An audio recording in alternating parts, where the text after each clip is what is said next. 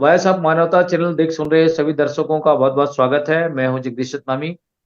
आज के हमारे खास परिचर्चा पर हमारे साथ खास मेहमान जुड़े पूर्व आईपीएस अधिकारी ब्रिजेंद्र सिंह साहब का मैं बहुत बहुत स्वागत करता हूं। आज के खास एपिसोड पर आप सब लोगों को मालूम होगा कि गुरु पूर्णिमा है और कल जो है गुरु रविदास महाराज की जन्म दिवस है। उसकी पूर्व संध्या पर हम आज की उनके जन्म दिवस पर उनके प्रकाश उत्सव के अवसर पर आज की परिचर्चा पर हमारे साथ विशेष वक्ता के रूप में हमारे साथ जुड़े विजेंद्र सिंह साहब का वायस ऑफ मानवता चैनल पर हम स्वागत करते हैं। बहुत बहुत स्वागत है सर। सतनाम।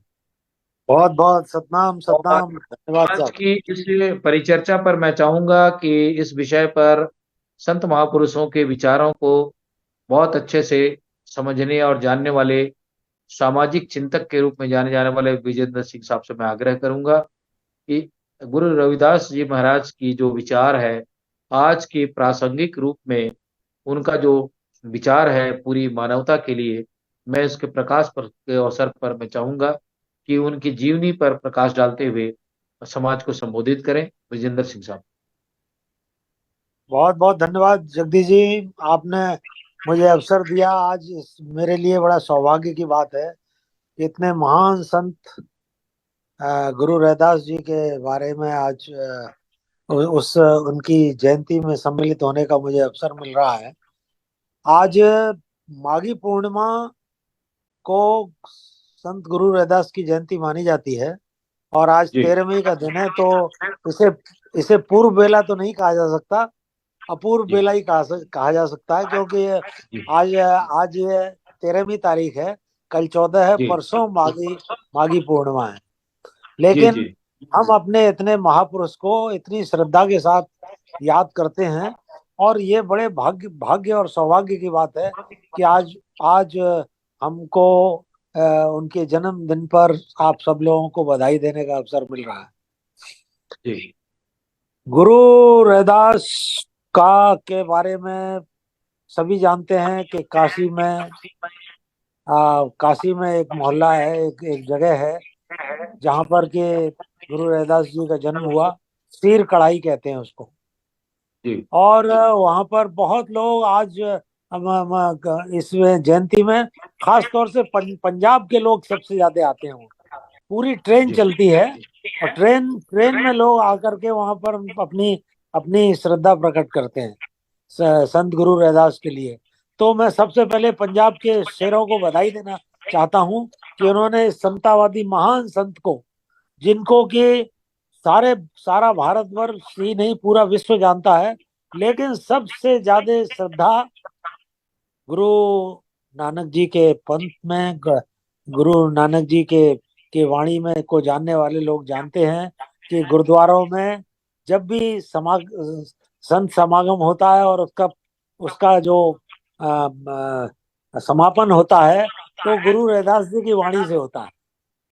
जी तो ये पंजाब के शेरे पंजाब, पंजाब के गुरु नानक जी के जो फॉलोअर हैं, उनको बहुत बहुत उनको भी विशेष रूप से बधाई है कि उन्होंने इतने बड़े संत, काशी काशी के संत, जो जो कबीर साहब के समकालीन थे, और कबीर साहब ने उनको कबीर साहब को संत रैदास ने अपना गुरु भाई कहा है, अपना अग्रज कहा है, अपना अपने से बड़ा कहा है। जी तो सबसे बड़ी बात यह है कि देखिए, भारत के इतिहास में बहुत ज्यादा कंफ्यूजन फैलाया गया है और हम अपने संत पुरुषों को उनके सही रूप में नहीं देखते। उनका नाम तमाम चमत्कारों से, तमाम अंधविश्वासों से जोड़ दिया गया है, जबकि जो समतावादी संस्कृति है वो वैज्ञानिक विचार की सोच की संस्कृति है। कई कथा बताई जाती है, कथाएं कथाएं कही जाती हैं, आप जानते हैं। संत रैदास ने अपना जनेऊ दिखाया सीना चीर करके, है ना। जिन्होंने कि जातिवाद को, ब्राह्मणवाद को ललकारा, उनके नाम से जनेऊ जोड़ दिया गया और वो प्रमाणित कर रहे हैं कि अपने को वो तो ये सब कैसे हुआ? इस बात पर हमको विचार करना चाहिए कि आखिर इतने महान संत, जिन्होंने कि जातिवाद को, ब्राह्मणवाद को, जिसे आज हिंदुत्व कह रहे हैं, जिसे आज ये अ, अ, उस जातिवाद को प्रश्रय देने वाले लोग आज ये झूठी कथाएं गढ़ करके क्यों संत रैदास को उन्होंने जातिवाद से जोड़ दिया, और जाति और संत रैदास से ही कहलवाते हैं कि उन्होंने सीना चीर करके अपना जनेऊ दिखाया। उस जनेऊ से उन्हें क्या लेना देना था? मैं जी इसमें थोड़ा सा ऐतिहासिक परिप्रेक्ष्य में जाऊंगा। उस वक्त हमको ये नहीं भूलना चाहिए कि इस्लाम भारतवर्ष में खाली एंट्री नहीं कर चुका था, इस्लाम ने इस जातिवाद को ध्वस्त कर दिया था, इसको चैलेंज किया था। और और उस वक्त सबसे बड़ा जो एक घटना ऐतिहासिक हुई है वो तैमूर का आक्रमण हुआ है। तैमूर जी का आक्रमण 1398 में हुआ है, और तुगलक वंश उस वक्त समाप्त हो रहा था, सैयद वंश का का समय आने वाला था। उसमें तैमूर के बारे में एक उसने ऑटोबायोग्राफी में एक बात लिखी है जो हमको भूलना नहीं चाहिए। क्योंकि आप छत्तीसगढ़ में संत सतनाम का जो जो नारा लगाते हैं, उसके उससे जी सीधे ये बातें जुड़ी हुई हैं किसी उसके इतिहास से। संत वो जो तैमूर के पास में कुछ अनटचेबल लोग मिलने आते हैं जिन्हें अछूत कहा जाता है। भारतवर्ष में ये माना जाता है कि ब्राह्मण क्षत्रिय वैश्य शूद्र ये ब्रह्मा जी ने, परमेश्वर ने, परमात्मा ने पैदा किए हैं। आदमी की बनाई हुई आदमी की बनाई हुई जातियां नहीं है। और उनके लीडर को ब्रह्मा जी ने अपने मुंह से पैदा किया है। तो जिसके बारे में कबीर ने कहा है कि कौन ज्ञान से भया न्यारा, एक है जनी जना संसारा, नारी मोचित गर्भ प्रसूति, स्वांग धरे बहुत करतूती। कि नौटंकी कर रहा है कि मुंह से निकला है। सब जानते हैं कहां से निकला है, आज भी देख रहे हैं कहां से निकला है। तो उन लोगों ने जो इसके मारे हुए थे, जो जो वर्ण व्यवस्था जिसे वर्णाश्रम धर्म कहते हैं, उस जातिवाद में जो किसान और मजदूर वो दो कैटेगरी में बांटे गए हैं। एक सछूत, एक अछूत। एक जिसको छुआ नहीं जा सकता, एक जिसको छुआ जा सकता है। आप देख रहे हैं बैकवर्ड क्लास इन्हें कहते हैं आजकल। बैकवर्ड क्लास में अछूत में बस इतना ही अंतर है, एक को 10 जूते पड़ रहे हैं, एक को 5 पड़ रहे हैं। एक अपने को बड़ा भाग्यशाली समझ रहा है कि मेरे 5 ही पड़े, 10 नहीं पड़े। और उनको एज ए पुलिस पैदल सेना की तरह इस्तेमाल किया जाता है, उन अनटचेबल्स को कुचल के रखने के लिए, दबा दबा करके रखने के लिए। ऐसी ये व्यवस्था थी। और उस तैमूर से जाकर के वो लोग शिकायत करते हैं। वो कहते हैं कि तू हमें अपनी सेना में भर्ती कर ले, सिर्फ खाना दे दे हमको। वो जो अनटचेबल कहते हैं वो कहते हैं हमको सिर्फ खाना दे दे। तो वो कहते हैं कि भाई तू ऐसी क्या तुम्हारी परेशानी है, तुम मुसलमान क्यों नहीं हो जाते अगर तुम्हारी इतनी दुर्गति यहाँ हो रही है। तो वो अनटचेबल लोग कहते हैं कि देखो इन्होंने हमारी सत्ता छीन ली, हमारी संपत्ति छीन ली, हमारी हमारी जमीनें छीन ली, और ये हमको झूठन देते हैं। और जब झूठन भी नहीं मिलता तो हमें मुर्दों का मांस खाना पड़ता है। ऑटोबायोग्राफी में लिखा हुआ है साहब में। तो वो जब कहते हैं तो उसने कहा कि फिर तुम मुसलमान क्यों नहीं हो जाते?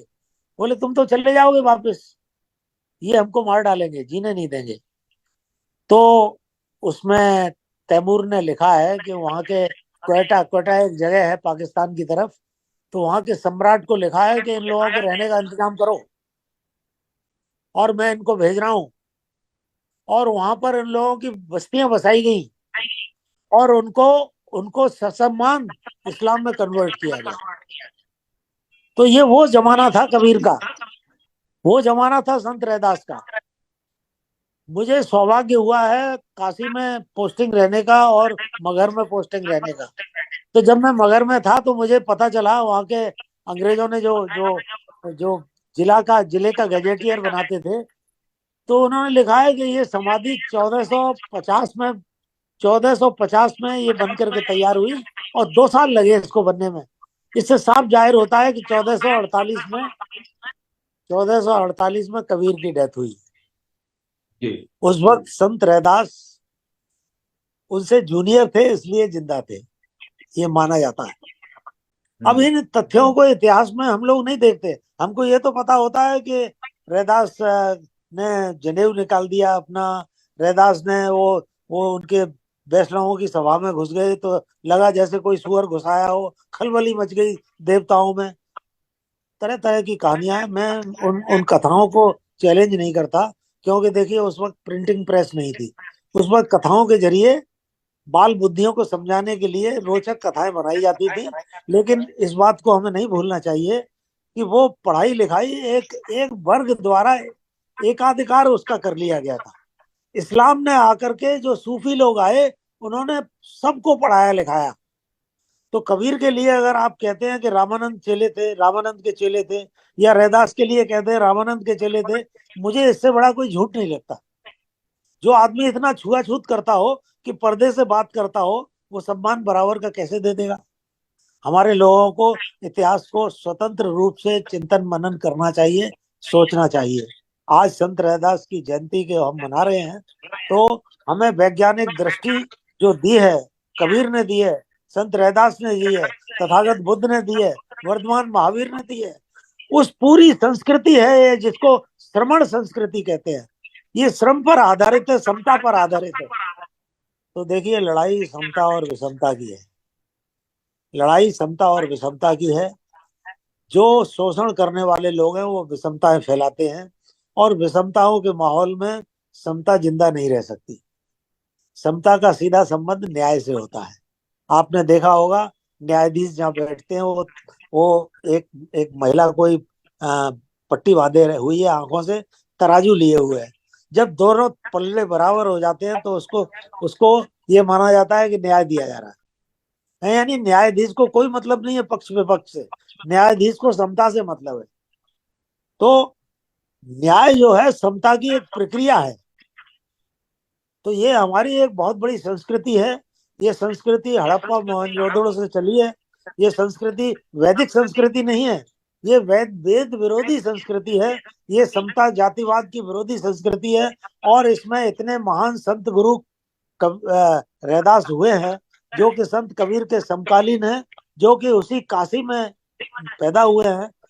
आज हम पढ़ते हैं, हमारे पीएचडी करने के बाद हमारे प्रोफेसर साहब समझाते हैं कि कहा जाता है, कहते हैं कहा जाता है, क्या कहा जाता है कि संत रैदास रामानंद के शिष्य थे। अरे भाई, जिस जातिवाद को उन्होंने चैलेंज किया, जिस कबीर ने जातिवाद को चैलेंज किया, कौन ज्ञान से भया न्यारा। और जिस कबीर ने ये कहा कि जो खर चंदन लादे भारा, अरे गधे के रूप में ज्ञान का चंदन लेके घूम रहे हो तुम। जो खर चंदन लादे भारा, परिमल बास न जान गंवारा। लेकिन परिमल की यानी चंदन की खुशबू नहीं जानते। ज्ञान की महिमा समता में है, ज्ञान की महिमा प्रेम में है। और इस प्रेम का संदेश, इस मानवता का संदेश, जो कभी गुरु घासीदास के नाम से आप सतनाम की बात करते हैं, वो बीज मंत्र संत रैदास ने दिया है, संत कबीर ने दिया है, संत जी। महामानव बुद्ध ने दिया है, भगवान महावीर ने दिया है। क्योंकि हम अपने इतिहास को भूल गए। बाबा साहब अम्बेडकर ने कहा कि जो कौमें अपने इतिहास को भूल जाती हैं, वो इतिहास उन्हें रद्दी की टोकरी में फेंक देता है। लेकिन हमारा दुर्भाग्य है कि हमें अपने इतिहास को भूले नहीं है, हमारे इतिहास को नष्ट किया गया है। मेरी इलाहाबाद में पहली बार पोस्टिंग हुई। एक करारी थाना था, वहां पर सम्राट अशोक की लाट लगी हुई थी। तो मैंने गांव वालों से पूछा, भाई एसओ से पूछा किसकी लाट है? उसने कहा ये भीम की छड़ी है। कोई हाई स्कूल पास रहे होंगे, सो बहुत पहले की बात है, दरोगा जी ज्यादा पढ़े लिखे नहीं थे। मैंने गांव वालों से पूछा, उन्होंने भी कहा ये भीम की छड़ी है। तो जो जो भगवान बुद्ध के या सम्राट अशोक की जो ऐतिहासिक धरोहर है, उनको कहा जाता है ये पांडवों के किले हैं, ये भीम की छड़ी है। भाइयों, मैं एक बात पूछना चाहता हूँ, बड़ी सिंपल पूछना चाहता हूँ, कि जिन्होंने अंग्रेजों को ये समझाया कि सबसे पहले वैदिक संस्कृति थी, वेद ही वेद थे, आप ये बताइए इनके 18 पुराण में, वेद में कहीं भी मोहनजोदड़ो हड़प्पा की उस स्क्रिप्ट का, उस लेख, उस जो लेख, वो जो भाषा है, उसका कहीं जिक्र है? जी, कहीं जब नहीं सबसे है। पहले तुम ही थे, तो तुमको उस भाषा का पता होना चाहिए था। मैं मैं थोड़ी सी कंट्रोवर्शियल आपको लग रहा होगा, मैं बातें कर रहा हूँ, लेकिन मैं मुख्य बात यह कहना चाहता हूँ कि ये जो महान समतावादी संस्कृति है, संत रैदास उसके उसके पक्षधर ही नहीं है, उसके महान स्तंभ हैं और कबीर के समकालीन हैं। और उस काशी के जो ज्ञान का केंद्र है वहां पर हुए हैं। आज लोग कहते हैं ज्ञान वापी फला मस्जिद है, मंदिर मस्जिद की लड़ाई की जाती है। मंदिर मस्जिद की लड़ाई का प्रश्न क्यों उठाया जाता है? क्योंकि आपने मंडल कमीशन के जरिए सामाजिक न्याय की बात उठाई। आपने आपने कहा, बाबा साहब अम्बेडकर अम्बेडकर ने कहा, अंग्रेजों ने भी कहा कि जो लोग वंचित हैं उनको उनका हक मिलना चाहिए। लोकतंत्र, जब तुम अपनी गुलामी को खत्म करने के लिए अपना हक चाहते हो अंग्रेजों से, तो तुमको भी अपना हक देना चाहिए। लेकिन आज क्या हो रहा है? आज वही गुरु नानक के शिष्य, उनको खालिस्तानी कहा जा रहा है। जी आज उन पर तरह तरह के आरोप लगाए जा रहे हैं। उनका एक ही कसूर है कि वो गुरु नानक को फॉलो करते हैं। और गुरु नानक के ऊपर एक ही शिकायत है कि वो गुरुद्वारों में आरती का समापन होता है तो संत रैदास की आरती के साथ होता है। और गुरु ग्रंथ साहब में 2 4 10 20 150 नहीं, पूरी 550 वाणियां हैं। जो गुरु ग्रंथ साहब में है वो संत कबीर की वाणियां हैं, कबीर के श्लोक हैं। तो मैं ज्यादा ना कह करके मैं बस इतना ही कहना चाहूंगा, आपको बधाई देना चाहूंगा कि संत रैदास के हम लोग जयंती मना रहे हैं। लेकिन जयंती मनाना वो तोते की तरह सत्यनाम सत्यनाम का जाप करने से नहीं, सत्य का यथार्थ बोध हमको होना चाहिए। और सत्य का मतलब होता है, सत्य वो जानता है जो पक्ष और विपक्ष को जानता है। आप अच्छी तरह जानते हैं कि हम जीवन में रोज कुछ ना कुछ निर्णय लेते हैं। निर्णय हम जब ही ले सकते हैं जब हमको पक्ष विपक्ष की जानकारी होगी। एक दरोगा जी के पास में कोई जाता है, अपनी फरियाद करता है, वो कहता है अच्छा क्या कहना है, वादी को क्या कहना है? तो प्रतिवादी से पूछते हैं तुमको क्या कहना है? तो पक्ष और विपक्ष की दोनों की जानकारी होनी चाहिए। कार्ल मार्क्स ने उसको डायलेक्टिक्स कहा है, भगवान बुद्ध ने उसको प्रतीत्य समुत्पाद कहा है, हेतुवाद कहा है। ये बहुत बड़ी वैज्ञानिक सोच है। इसको गहराई से आज संत संत रैदास के दिन में सिर्फ तोते की तरह सतनाम कहने से काम नहीं चलेगा। गुरु घासीदास के नाम से सतनाम कहने से, सतनामी संप्रदाय से काम नहीं चलेगा। अपने इतिहास को गहराई से समझना पड़ेगा, उसके पक्ष विपक्ष को समझना पड़ेगा। हमको जानना पड़ेगा कि ये लड़ाई समता और विषमता की है। वो लोग जो व्यवस्था परिवर्तन की बात करते हैं, उन व्यवस्था परिवर्तन की बात करने वाले चाहे वामसे वाले हो चाहे वो कम्युनिस्ट हो, उनको इस समतावादी इतिहास को ठीक से समझना पड़ेगा। तभी गुरु रैदास का सपना साकार होगा और समता का स्वराज्य होगा।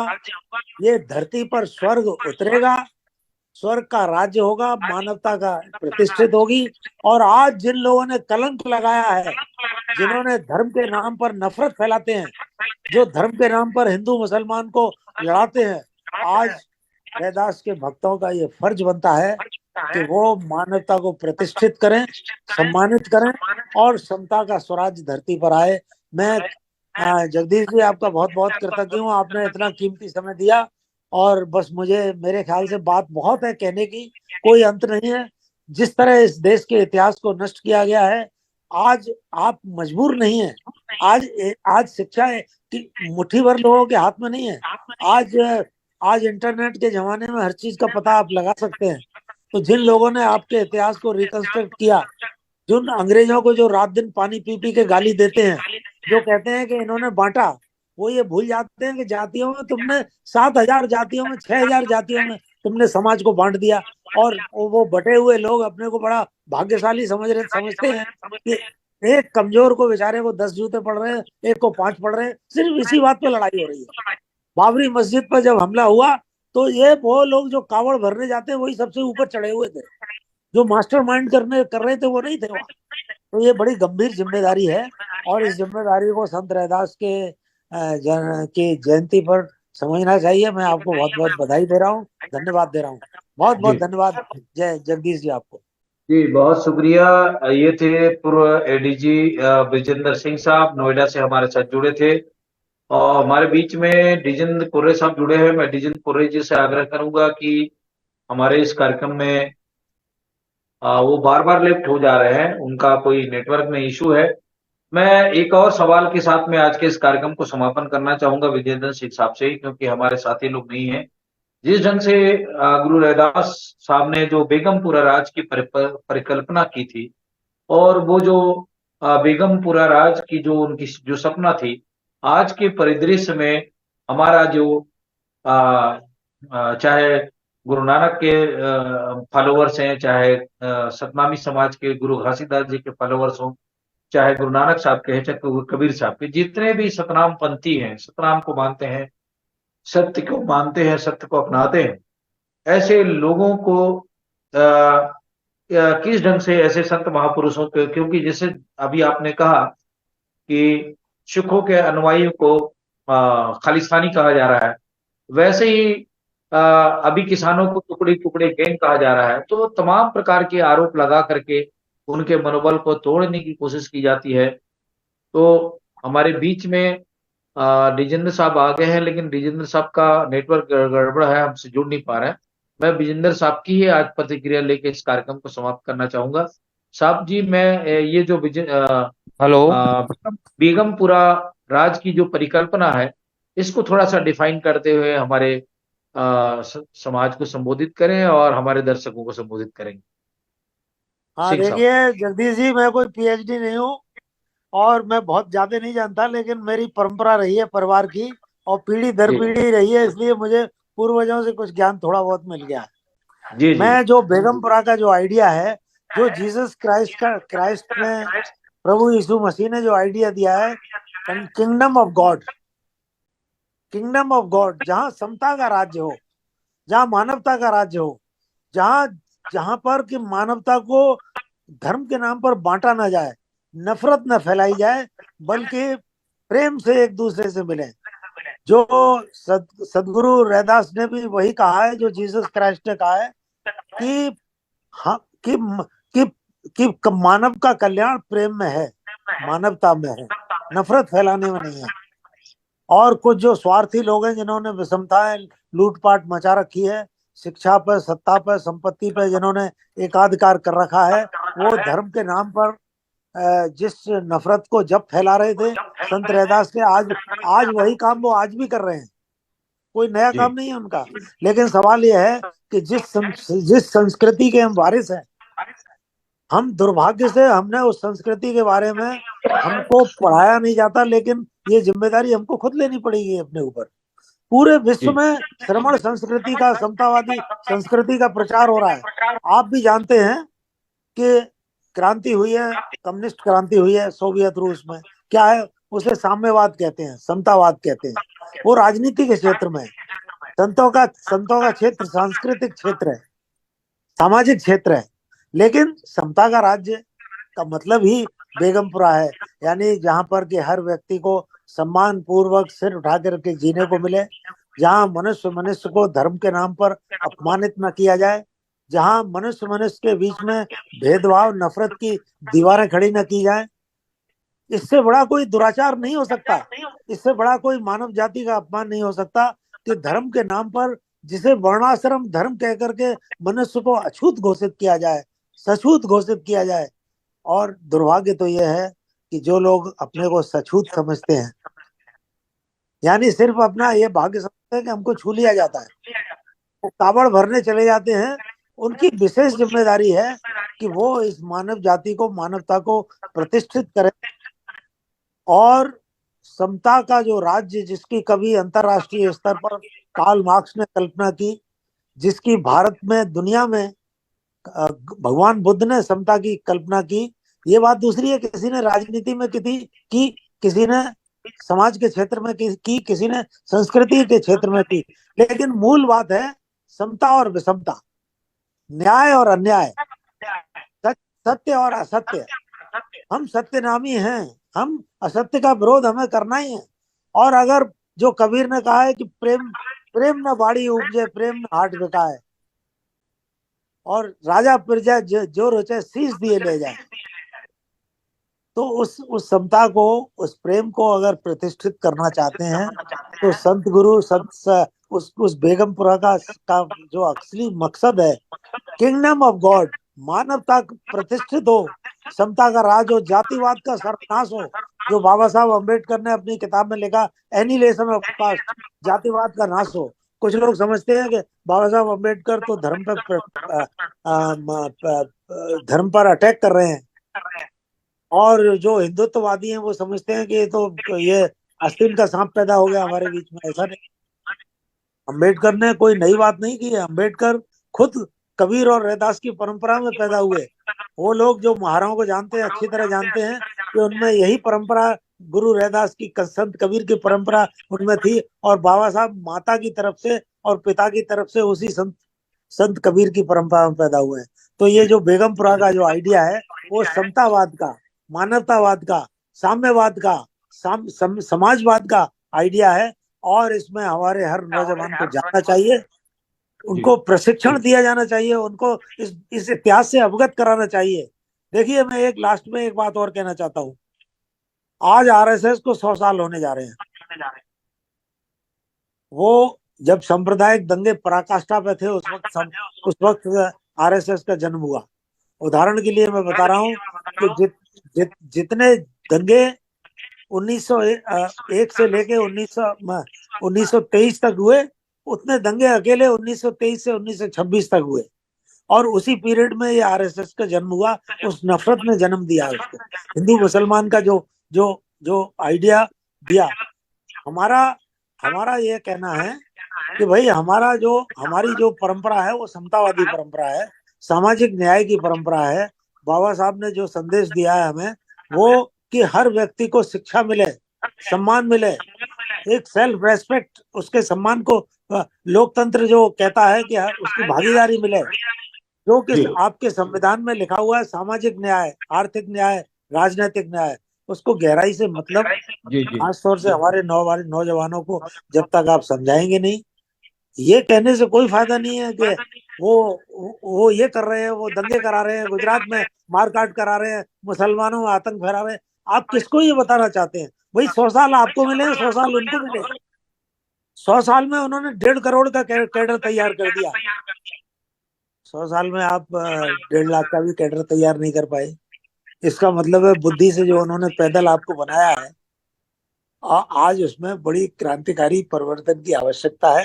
मेरी शुभकामना है कि नौजवान आगे आए, क्रांतिकारी परिवर्तन हो और ये जी समतावाद जो रैदास ने किया वो प्रतिष्ठित हो। बहुत बहुत धन्यवाद जगदीश जी आपको। जी, बहुत शुक्रिया विजेंद्र सिंह साहब। काफी सारगर्भित बातें गुरु के प्रकाश पर्व के अवसर पर पूर्व श्रद्धा पर अपनी बातें कही है। मेघराज सिंह साहब आज की इस परिचर्चा पर जुड़े हैं। मैं उनसे चाहूंगा कि वो भी अपनी गुरु रैदास साहब के प्रकाश पर्व के पूर्व अवसर पर आज की बातें अपने रखें। जी वाहेगुरु जी का खालसा वाहेगुरु जी की फतेह। देखो, जो बहुत सारी बातें हुई हैं इसमें, मैं जो अगर इसमें कहना चाहूंगा साफ साफ, क्योंकि हम लोगों ने जो महापुरुषों की बातों को नॉर्मल बातें समझ लिया। उनकी बातों को समझने के लिए, जैसे फॉर एग्जाम्पल अगर पहली क्लास का बच्चा है तो वो 16वीं क्लास की बातें नहीं समझ पाएगा। तो अगर पहली क्लास का बच्चा जो 16वीं क्लास की बातें समझ पाए तो 16वीं क्लास के काम को कैसे कर पाएगा? तो हमारा दिमाग अभी पहली क्लास में बैठे बच्चे के जैसा है। और उन महापुरुषों की बातें जो है वो जो है उस लेवल की है जो 16वीं क्लास तक की। तो मैं इतना कहना चाहता हूँ, बहुजन समाज जो है ना, बहुजन समाज आज फेल क्यों हो, कारण क्या है इसका? इसका कारण ये है कि बहुजन समाज जो अभी भूपेंद्र सिंह जी कह रहे हैं कि आरएसएस को 100 साल में 1.5 करोड़ का कैडर तैयार कर दिया। उन्होंने पूरी बेईमानी के काम को पूरी ईमानदारी से किया है। हम लोगों ने क्या किया? ईमानदारी के काम को भी ईमानदारी से नहीं किया, उसमें बेईमानी को छोड़ दी है। तो जब तक हम अपने दूसरे को भरोसे छोड़ते हैं, काम वो करेगा, काम को वो करेगा, काम को वो करेगा, काम को, तो जब तक हम खुद नहीं करेंगे काम को तो तब्दीली आने वाली नहीं है। इस पर कदम बढ़ाने की जरूरत है। मैं कहना चाहता हूँ तभी ये जो संभव होगा, जो प्रैक्टिकल में करके दिखाएंगे। Thank you ji.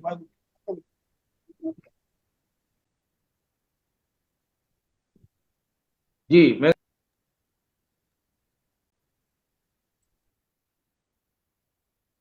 हेलो। जी मुझे लगता है मेघराज जी का डिजन कुर्रे जी आवाज आज तक पहुंच रही है। डिजन जी की भी आवाज में आज प्रॉब्लम है, नहीं वो नहीं, हमारे मैं साथ। मेरी आपकी आवाज मेरे इनको पास तो आ रही है। अगर आपका है जी की। जी अगर अगर आपका तात्पर्य विजेंद्र सिंह हेलो से है तो मेरे पास आवाज आ रही है जी आपकी। डिजन, इनका भी नाम डिजन कुर्रे है सर। मैं सॉरी, क्षमा चाहता हूँ। अच्छा डिजन कुर्रे जी, अच्छा अच्छा। आप आज की इस परिचर्चा पर अपनी बात रखेंगे। डिजन कुर्रे जी। करीब जी करीब जी हेलो। मेरे नाम राशि है। सभी को खाली डी प्रणाम। और बी का आप अंतर है। सभी को प्रणाम। जी अपनी बात रख। रविदास संत शिरोमणि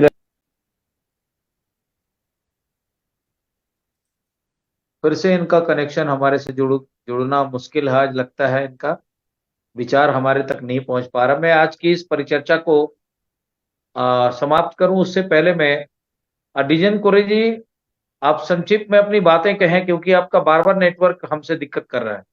कट आउट हुआ है। जी, अगर आपकी आवाज आ रही है तो आप अपनी और संक्षिप्त। ज्ञान के माध्यम से संत रविदास जी ने और सिद्धांत के माध्यम से विश्व में व्याप्त बुराई का नाश किया। तो इस लोगों द्वारा नीति के ऊपर जो आदर्श लोग मना, हम लोग आज डिबेट में बैठे हैं रवि संत शिरोमणि रविदास जी के। हम लोग इस पर चल रहा है कार्यक्रम, बहुत अच्छा है और मैं बड़े ध्यान से सुन रहा था। काफी अच्छी अच्छी बात कर रही थी रविदास जी ने उसको जो है रविदास लगता है डिजन कोरे जी का संपर्क हमसे फिर से कनेक्ट समाप्त हो गया है। मैं लास्ट कमेंट के रूप में आज की इस महत्वपूर्ण विषय पर डिजन जी अपनी बात जल्दी से कहें क्योंकि बहुत दिक्कत है आपका नेटवर्क में, आपकी बातें पूरी नहीं हो पा रही। मैं लास्ट कमेंट के रूप में फिर से विजेंद्र सिंह साहब से आग्रह करूंगा सारांश में अपनी बातें आज के इस महत्वपूर्ण विषय पर कह दें और हम कार्यक्रम को समाप्त करेंगे। एक लाइन बोलूंगा उसका सबसे बड़ा प्री लाइन है तो कठौती में गंगा। यदि मन जी चंगा है तो जो है किसी प्रकार के धार्मिक इसमें पढ़ने की आवश्यकता नहीं है। उसका सबसे बढ़िया प्री लाइन है मन चंगा कठौती में गंगा। ये नेटवर्क इशू कारण है। आदरणीय जी विजेंद्र सिंह जी को आमंत्रित करिए क्योंकि बहुत जी जी नेटवर्क जी इशू हो और रहा है। जी जी कम से कम आपने उनकी वाणी को एक शब्द में कह दी है। मैं इस पर परिभाषित करते हुए साहब से सिंह साहब से मैं आग्रह करूंगा कि मन चंगा कठौती में गंगा का उनका तात्पर्य क्या रहा है, क्योंकि ये बार बार लोग कहते हैं। तो मैं सिंह साहब से आग्रह करूंगा कि इसी पर ही अपनी आज की परिचर्चा को समाप्त करेंगे। सिंह अरे साहब। बहुत बड़ी बात है, बहुत बड़ी बात ये कही है, मन चंगा। लेकिन मन बनता कैसे है? मन वातावरण बनाता है। अगर हमारे लोगों को स्वस्थ वातावरण नहीं मिलता, अगर उनको अच्छे मोहल्लों में, अच्छी सो लोकेलिटी में रहने को नहीं मिलता, अगर उन्हें बुनियादी शिक्षा नहीं मिलती, अगर उन्हें स्वास्थ्य लाभ नहीं दिया जाता, जो समाज का, जो जो देश का संविधान सामाजिक आर्थिक न्याय की बात करता है, उसकी एक बूंद भी अगर वहां नहीं पहुंचती, तो लाखों करोड़ों लोग सिर्फ इस बात से कह कह कि मन चंगा है। एक रेड लाइट एरिया में एक कोई बेटी जन्म लेती है, एक भिखारियों के बीच में एक आदमी नौजवान जन्म लेता है, एक अशिक्षित गरीब लोगों के, अपमानित लोगों के बीच में जन्म लेता है, तो उसका जो सोच है उसकी वो सीमा बांध दी जाती है। इसलिए वातावरण को बदलना, सबसे बड़ी व्यवस्था को बदलने के लिए वातावरण को बदला जाना चाहिए। फॉर फिलोसोफर्स, कार्ल मार्क्स ने कहा है, philosophers have sought to interpret the world, what matters is to change it। वातावरण को, दुनिया को बदलने की जो लोग बात करते हैं, उनको वातावरण को बदलना पड़ेगा। नौजवानों को, बच्चों को अच्छी शिक्षा दी जानी चाहिए, उनके मोहल्लों में साफ सुथरा बनाया जाना चाहिए, वहाँ एक स्वस्थ पार्क वगैरह जितना भी वातावरण है वो दिया जाना चाहिए। शिक्षा का प्रबंध टॉप प्रायोरिटी पर किया जाना चाहिए। वो लोग जो विश्व गुरु बनाना चाहते हैं देश को, जो दुनिया में जो भारतीय संस्कृति को प्रतिष्ठित करना चाहते हैं, उनको ये रियलाइज करना चाहिए कि उसके ध्वजवाहक ये नौजवान और बच्चे हैं, जिनकी शिक्षा को हम नेग्लेक्ट कर रहे हैं। हमारे पूंजीपति हजारों करोड़ लेकर के भाग रहे हैं, लेकिन जब इन बच्चों की पढ़ाई लिखाई की बात आती है तो हम कहते हैं कि इतना पैसा नहीं है हमारे पास। या जब पढ़ाने लिखाने को मजबूर होते हैं तो हम कहते हैं कि ये कौन सा वो जो होता है, फूड फॉर भोजन भोजन दिया जाता है खाने में। 8वीं क्लास तक बेचारे को फेल नहीं किया जाता, 9वीं क्लास पास नहीं कर पाएगा वो कभी। तो एक ये जो षड्यंत्र चल रहा है देश की किसान और मजदूरों के खिलाफ, हमको चाहिए कि उनकी एकता के लिए संघर्ष करें, इस जातिवाद के खिलाफ विद्रोह करें, और अपने दिमाग में, अपने जो पढ़े लिखा वर्ग है हमारा, चाहे वो 1% ही है, वही हमारी असली शक्ति है। हमको पूरे वो लोग जो जो पहली क्लास में पढ़ रहे हैं उनकी चिंता नहीं करनी चाहिए। जो ग्रेजुएट हो चुके हैं, चाहे वो मेडिकल साइंस में हो, चाहे वो इकोनॉमिक्स में हो, पॉलिटिक्स में हो, उनको हमें अपने भारतीय इतिहास, अपनी समाज की प्रॉब्लम्स के बारे में जागरूक किया जाना चाहिए। और हम ये सोचें कि बाबा साहब ने कहा एजुकेट, शिक्षित बनो। अरे कौन सी शिक्षा? हार्ट हार्ट का ऑपरेशन करने की शिक्षा नहीं, ब्रेन का ऑपरेशन करने की शिक्षा नहीं, रोड बनाने की शिक्षा नहीं, सामाजिक आंदोलनों की शिक्षा।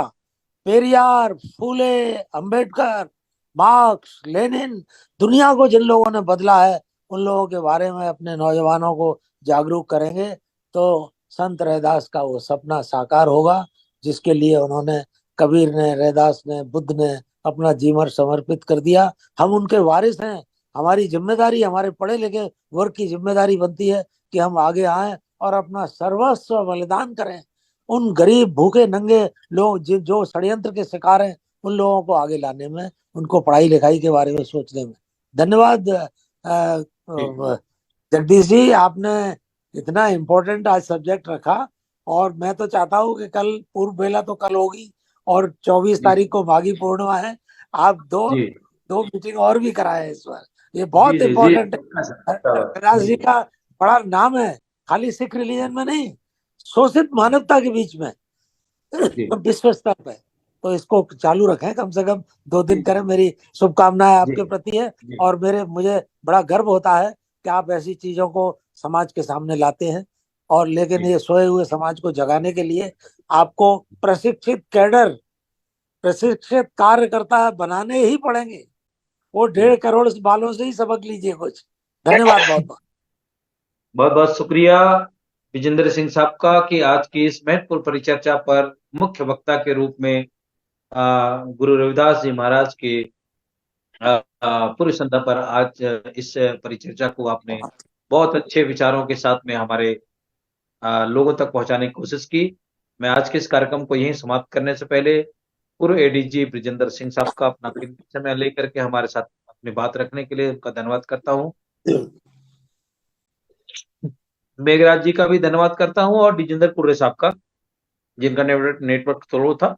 और आज की इस परिचर्चा को यहीं समाप्त करने से पहले सिंह साहब का धन्यवाद करते हुए आज के इस कार्यक्रम को समाप्त करते हैं। सतनाम, जोहार, सत श्री अकाल, सतनाम वाहेगुरु जी का सतनाम खालसा। सतनाम।